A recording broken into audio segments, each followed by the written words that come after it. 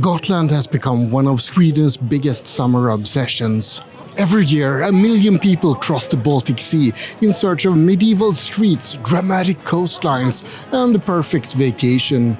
But Gotland is struggling with overtourism, and it doesn't really have the capacity to handle this massive amount of summertime visitors. Today I'm gonna ask an important question. Is Gotland actually one of Scandinavia's best summer destinations, or is it one of Sweden's biggest tourist traps? So high, feet on the ground, but I still get by. The rules were made for someone else to try, but not me, not me. If you dream of solitude, silence and complete relaxation, then a summer trip to Visby on Gotland might not be your ideal destination. You know those nature documentaries where you see thousands of wildebeest migrate across the plains of Africa? It's a bit like that, except that there's fewer wildebeest and more tourists from Stockholm roaming around, indulging in the local landscape and the local delicacies. And Gotland is a lovely place, or at least it would be lovely without all the tourists. And I know, I can see the irony of making a video complaining about tourists when I'm here as a tourist myself. But I've never let silly things like logic and common sense stop me from complaining about stuff. So let's dive further into the topic of Gotland tourism. Sky is the limit, no chance to hold. Sky is the limit, I'm breaking the mold. The biggest complaint that people have about Gotland is pretty easy to spot. It's the massive crowds that gather here every summer.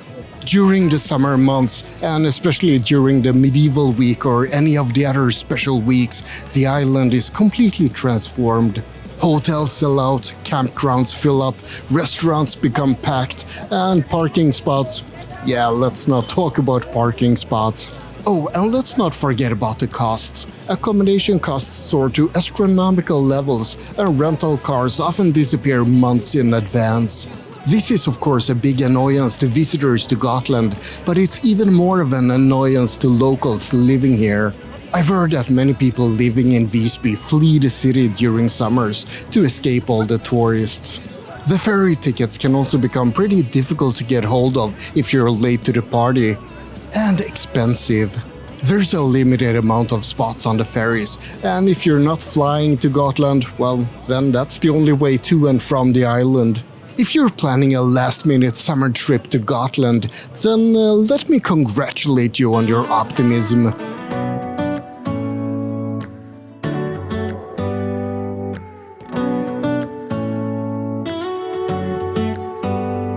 The problem with calling Gotland a tourist trap is that tourist traps are usually very disappointing. And Gotland has this very annoying habit of actually being extremely beautiful no matter how crowded it gets. The Gotland coastline is unique. The landscape and the climate feels more continental than the rest of Sweden. In some places it almost feels Mediterranean, at least until a day when the weather suddenly remembers that, hey, this is still Sweden. 1 minute you're thinking, this is Tuscany, I've been teleported to Italy. And then you get a cold wind or a rainy day, and then you're like, oh, right, yeah, this is more like a typical Swedish summer. But overall, the climate is warmer and drier than the mainland. And that's another big selling point for the island. We'll tell our phones, do not disturb, I got my straw hat, babe. And you can finally pull the tags on your Tommy Bahama shirt. Blue crush up on the 85-inch sound machine when we wanna hear the ocean, I think. One of Gotland's most famous natural attractions is its raukar. Towering limestone formations carved by the seas over thousands of years. Some of them look majestic, some look mysterious, and some look a little bit like an old man's head, if you squint a little at least. Places like Langhammars and Digerhuvud have become iconic for a reason. They're often crowded, but they're also spectacular and well worth visiting. And that's something that might be true for Gotland as a whole. When you're talking about tourist traps, you're usually talking about something that relies on marketing to drum up attention. Gotland has the inconvenient advantage of actually being an interesting and beautiful place all of its own. Your blue eyes, if we need a drink, I'll be the bartender. I got a fifth of Patron and a blender, baby. Let's talk a bit more about Gotland's most famous non-natural attraction, the city of Visby. Visby is a medieval city surrounded by one of the best preserved medieval walls in Europe. You've probably seen these streets before, maybe in travel brochures or maybe in one of the millions of top 10 things to do in Sweden videos, just like the ones I do sometimes. Sorry about that.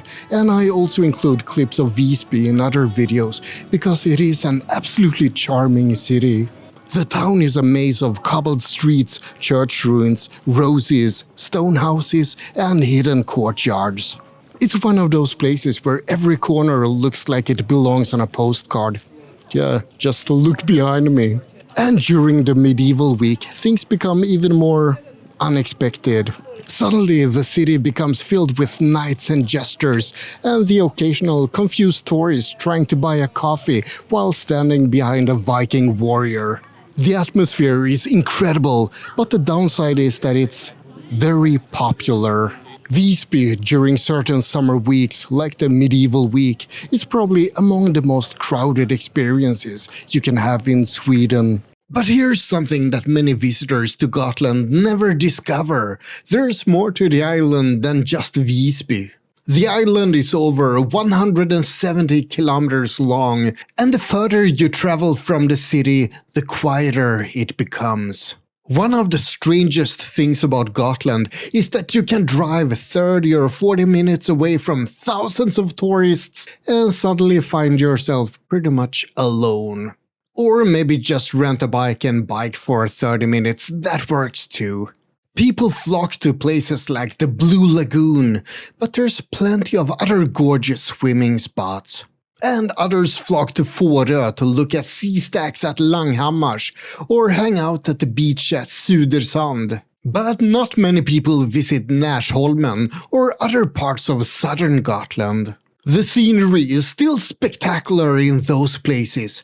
There are still great beaches and sea and rock formations, and the sunset remains fully operational in those places too. But the crowds mostly disappear. This is where Gotland starts feeling less like a crowded tourist hotspot and more like an island made for vacation. And that's also where many people have their fondest memories of Gotland. Not at the famous crowded landmarks, and maybe not even in the medieval city of Visby. Many people find that they much prefer the empty but beautiful nature that can be found all over the island. Oh, and full disclosure, this isn't actually that far away from Visby. I just rented a bike one morning and decided to have a look at some viewpoints and some other interesting spots along the way. So you actually don't have to explore that far away from Visby to see a different side of Gotland without all the tourists.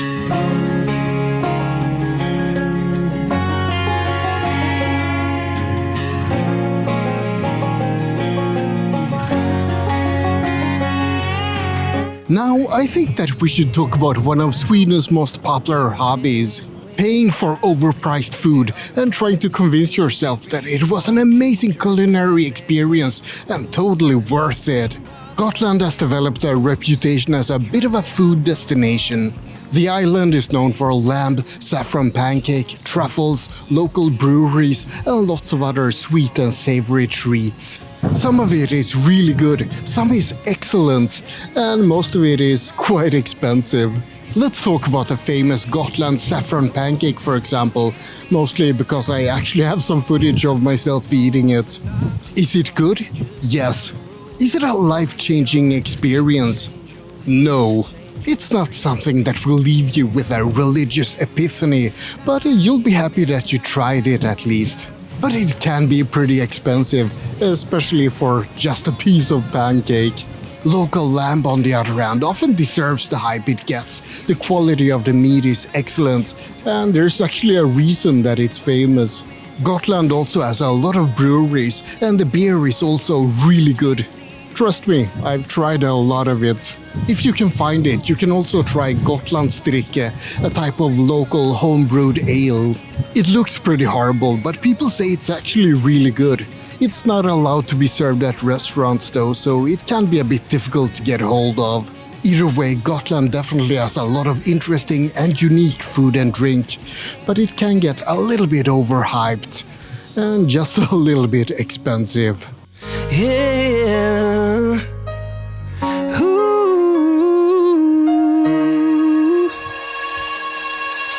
Gotland wasn't always Sweden's ultimate summer destination. For most of history, it was important for entirely different reasons. Trade, shipping, a strategic military location, piracy, you know, the usual medieval activities. And I did mean that part about piracy. Gotland was a bit of a pirate stronghold for some time. Oh, sorry, I didn't mean pirate stronghold. I meant privateer stronghold, a very significant difference. The pirates of Gotland always had a piece of paper from one government saying that they're allowed to rob and pillage as long as they did it to other countries. Anyway, tourism on Gotland started to grow during the late 19th and early 20th century. Improvements in transportation made the island easier to reach, so artists and writers found their way to Gotland to find inspiration in the natural beauty. And of course, summer visitors also found their way there. At some point, the number of wealthy Stockholm people who decided that the island was fashionable reached a critical point, and the process became self-sustaining. It's sort of like one of the laws of nature: gravity, entropy, and rich visitors discovering someplace nice and pristine and ending up exploiting it. Over the decades, Gotland gradually transformed into Sweden's premier summer destination. Today, the island occupies a unique place in Swedish culture. It's both a historical treasure, a holiday paradise, a political gathering place, and occasionally a costume convention. Not all weeks on Gotland are created equal. Let's start with the obvious one, the medieval week. If you enjoy history, markets, costumes, performances, and atmosphere, then it's fantastic. But if you hate crowds, then avoid it like the Black Death. Personally, I love the medieval week, and not just because I get an opportunity to dress up and be drunk for a week. Nope, it's also perfect for filming things and making YouTube videos. But imagine that you're not me, which should be pretty simple. I mean, that's pretty stupid. I'm not sure why I phrased it like that. If you're here visiting the island and just trying to buy lunch or explore the ruins or something, well, then the places are gonna be packed. It's amazing to see thousands of people dress up, but it's slightly less amazing to see thousands of people flock to the same bar you're trying to visit. But there's more than just a medieval week that causes a lot of people to visit Gotland.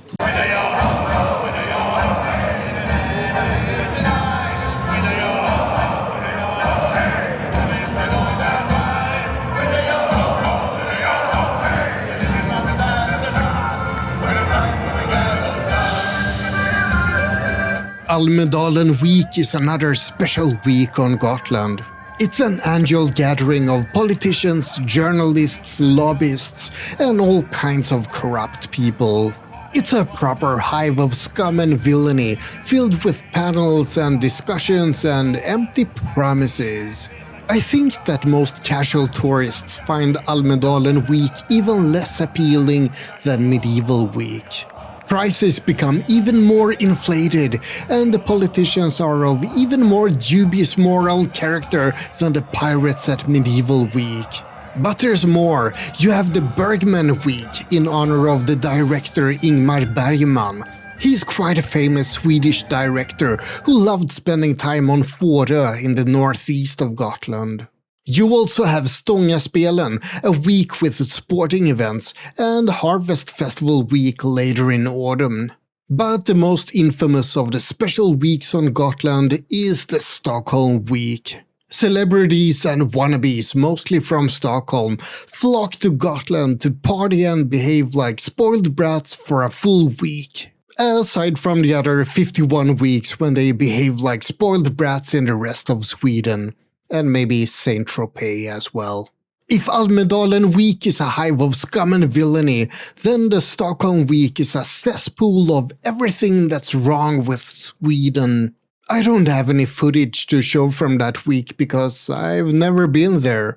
But yeah, avoid it if you can. You'll thank me. When is the best time to visit Gotland? That depends on who you are. If you're a spoiled brat from Stockholm who wants to party with other spoiled brats, then you should visit during the Stockholm Week. If you're a history nerd, then you should obviously visit during the Medieval Week. If you're a person of questionable morality and or political ambitions, then you should visit during the Almedalen Week. But odds are that you're just a regular person who wants to experience everything that Gotland has to offer, and then things can get a little bit tricky. Summer on Gotland is beautiful, and Visby is a lovely city to visit. But late spring is also amazing, and so is early autumn. You don't have to visit during high season. You can still see the sights, and you can still try the food. And prices are a lot more affordable outside of peak season, especially accommodation prices. And even if you visit during summer, there's still a glimmer of hope of privacy. You can rent a car or a bike and explore the rest of the island. But I get it, most people have vacations during summer, and it's tempting to visit a place that so many other people are flocking to. But you don't have to. Gotland is still here the rest of the year, and it's still as beautiful. Maybe a bit colder, but still beautiful. So let's go back to the main question of the video. Is Gotland a tourist trap or a gem of the Baltic Sea? You probably know what I'm gonna say. It's both, of course. There's no simple black or white answer. It all depends on your perspective. If you're expecting solitary walks along historical medieval streets during the summer months, well, tough luck. But if you want to experience the buzz of a summer hotspot, then you want to spend time in Visby between June and August. Tourist traps are places that promise more than they deliver, but Gotland doesn't have that problem. It definitely delivers on its promises. The problem is simply the hordes of tourists that all have been promised the same thing. Gotland itself isn't a problem. It's not overhyped. It's a bit of a not-so-hidden gem. But you should remember that Gotland is more than Visby. Don't just stay in town. Explore the rest of the island. Most of the sites are beautiful or historical or both. The landscape is varied and full of interesting features. Unless you want mountains, because there's nothing like that on Gotland. It's flatter than a saffron pancake. Go to Fårö and say hi to a couple of sheep. Oh, sorry, I meant lambs, because everything is a lamb on Gotland for some reason. Or visit the ruins at Roma, or explore the Lummelunda cave. Or explore places outside of the normal tourist attractions.